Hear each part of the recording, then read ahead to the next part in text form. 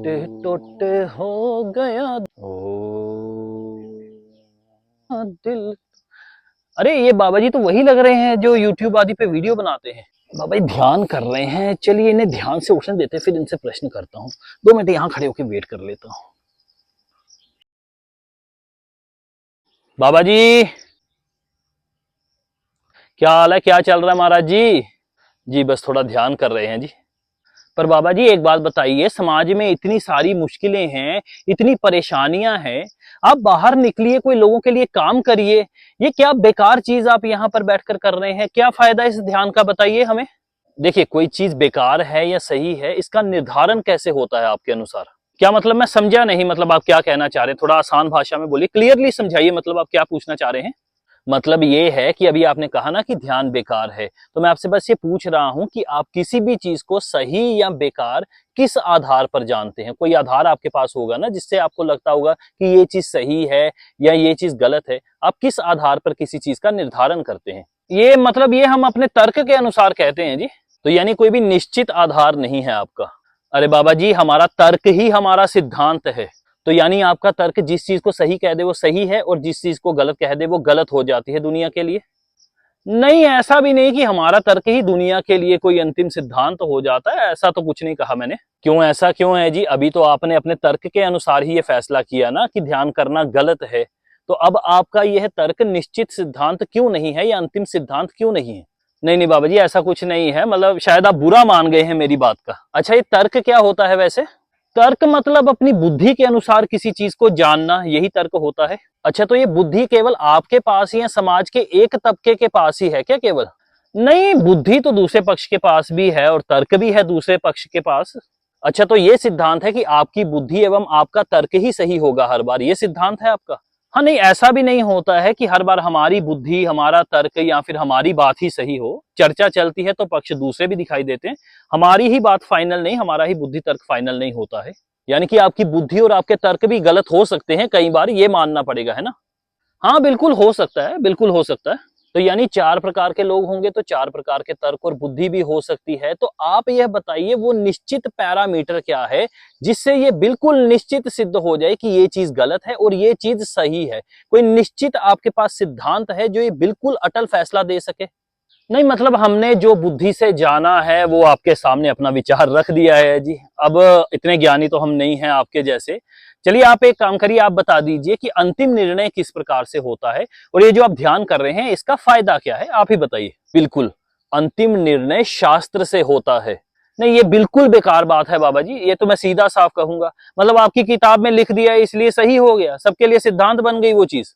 देखिए शास्त्र में तेरा मेरा नहीं होता, ये मानव मात्र के कल्याण हेतु होता है।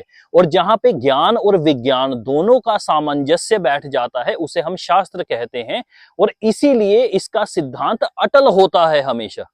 चलिए आप सिद्ध करिए, आज देख लेते हैं आपके शास्त्र का ज्ञान विज्ञान भी।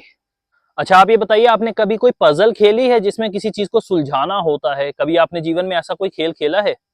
जी बिल्कुल, पजल खेली भी है और पजल बहुत सारी सुलझाई भी हैं। बहुत सारी वीडियो गेम्स आदि भी हैं जिसमें पजल्स होती है, वो भी सुलझाई हैं।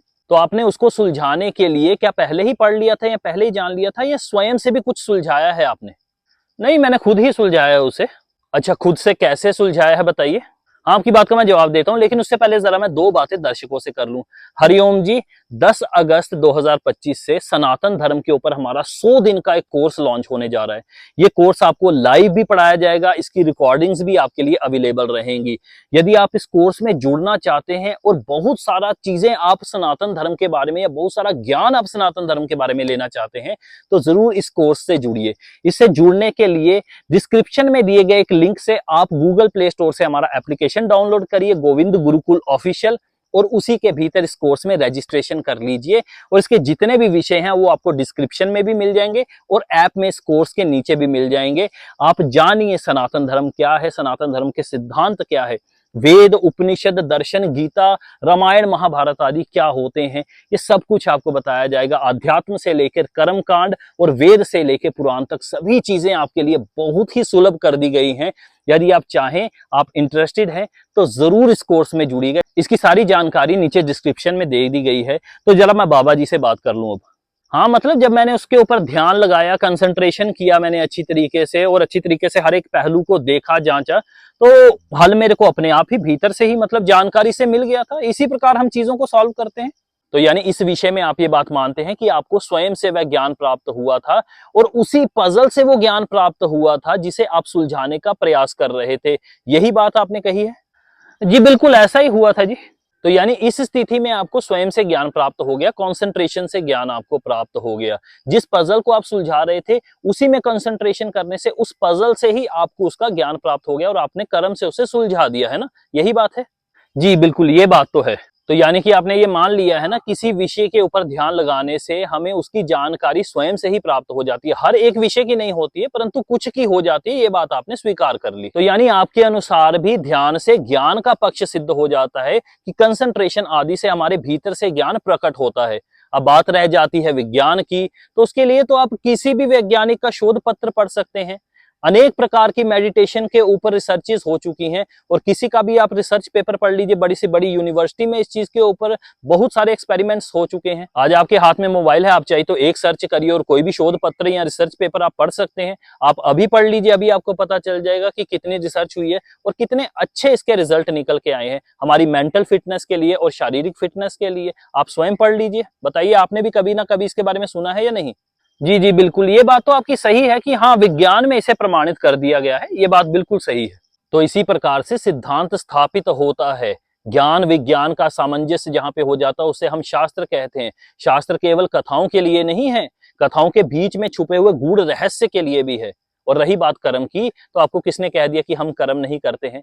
इतनी बड़ी बड़ी धार्मिक संस्थाएं हैं, वो बहुत सारा कार्य भी कर रही हैं मानव समाज के लिए। तो इस प्रकार से हमें बातें नहीं करनी चाहिए। हाँ, एक पक्ष ऐसा भी है समाज में जो कि साधुओं का सा रूप बनाता है, परंतु साधुओं के उनके कर्म नहीं होते हैं। परंतु सभी को आप एक समान नहीं कह सकते। अब महाराज जी बुरा मत मानिएगा, लेकिन कम से कम 95% लोग तो ऐसे हैं ही हैं। नहीं, मैं ये कहता हूं कि 99% ऐसे ही होंगे। परंतु आप ये बताइए, यदि मोती चाहिए तो वो समुद्र में कहीं कहीं ही गोता लगाने पर प्राप्त होता है।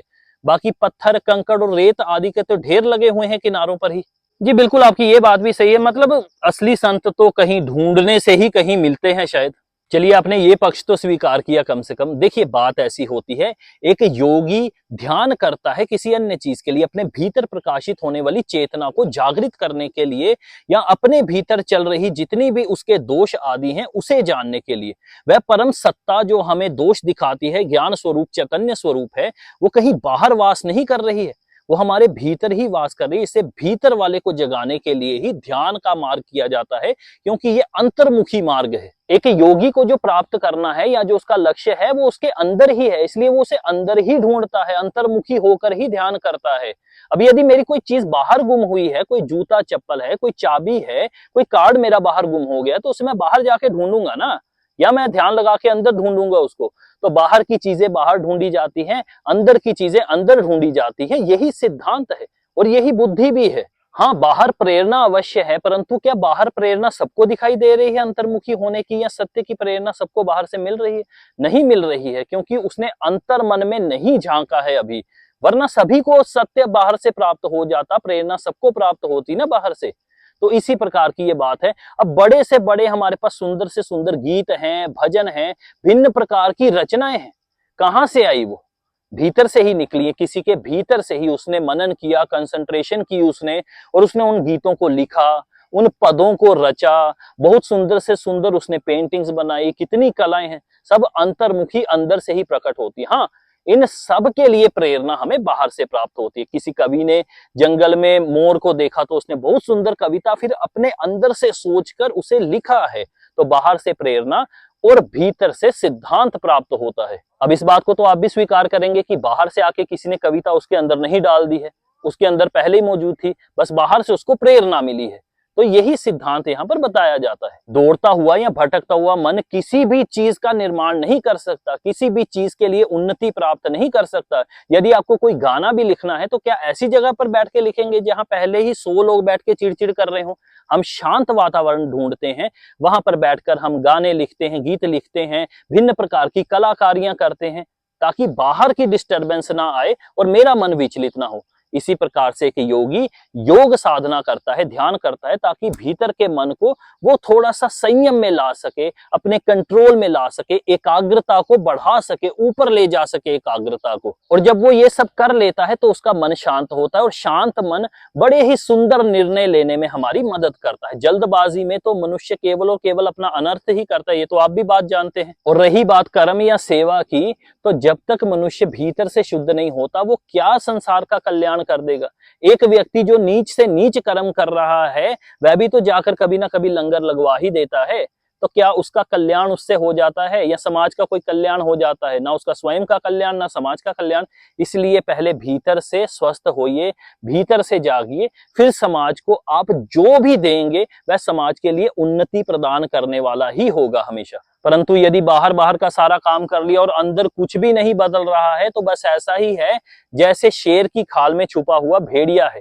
बाहर से सब कुछ ठीक है, परंतु भीतर से वह उतना ही निम्न और उतना ही नीच रहेगा। भंडारे भी करवाएगा, जाकर लोगों की माता बहनों पर बुरी नजर भी रखेगा, गंदी आचरण भी करेगा, गंदी आदतें भी अपनाएगा, परंतु कभी भंडारा लगाकर उसका कल्याण नहीं हो जाने वाला। अब इसका कारण मात्र इतना ही है कि सेवा तो है, परंतु बाहर से और भीतर का कोई सिद्धांत नहीं।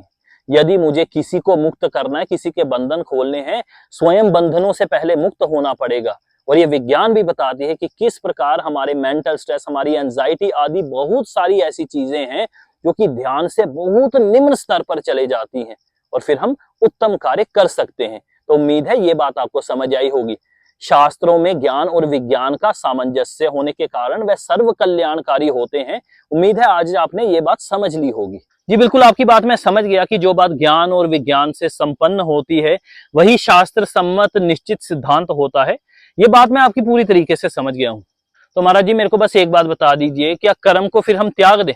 आप सारी प्रायोरिटी तो ध्यान को दे रहे हैं, तो मुझे तो बस ऐसा ही लग रहा है हर पॉइंट से कि केवल ध्यान ही ध्यान करना है। तो कर्म का सिद्धांत आप नहीं मानते हैं क्या? नहीं, सेवा के सिद्धांत को हम नकारते नहीं है। मान लीजिए मैं तट पर बैठकर ध्यान कर रहा हूँ, सामने कोई डूब रहा है और मैं कहूँ कि नहीं भाई मैं तो ध्यान ही करूंगा, तो वह बात भी नहीं होती। परंतु सेवा का जो सिद्धांत है उसे हम अगली बार आपके साथ चर्चा में ले आएंगे। इस बार के लिए इतनी चर्चा काफी है मुझे लगता है। जी जी बिल्कुल, कोई दिक्कत वाली बात नहीं है। आगे फिर आपसे चर्चाएं होती रहेंगी, यहाँ से ही हम आते जाते रहते हैं, यहीं आप भी मिल जाते हैं हमें। मेरे को बड़ा आनंद आया वैसे आपके साथ चर्चा करके आज की। जी चलिए, बहुत आपका धन्यवाद है। हरि कृपा करें आप पर। हरिओम। जी आपको भी नमस्कार। हरिओम।